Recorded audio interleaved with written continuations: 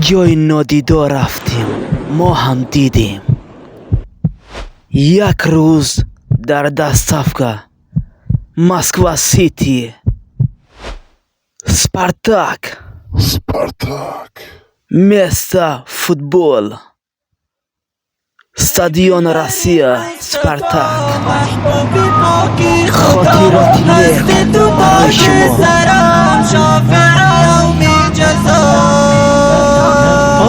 2023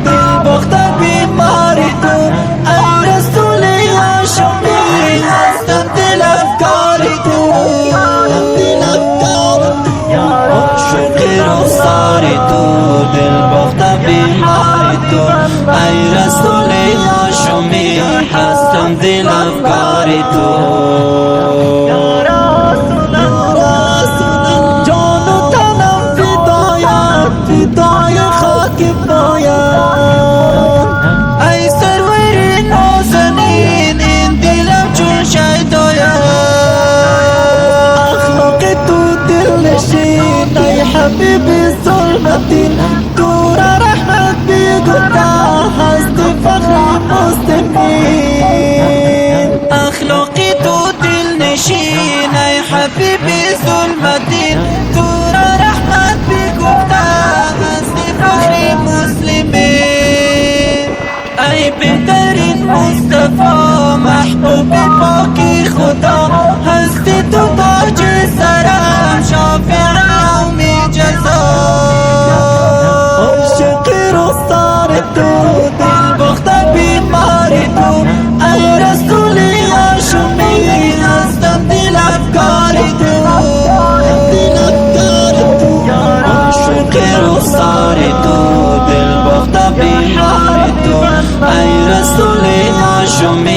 هستم دل افکار تو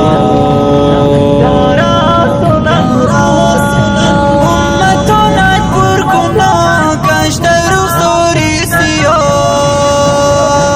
دیده غفلت شدم باری بر حالم نگاه نام توی افتخارم دل داده بیقرارم لایق توصیف تو وصف تو گفتار دارم لایق توصیف تو وصف تو گفتار دارم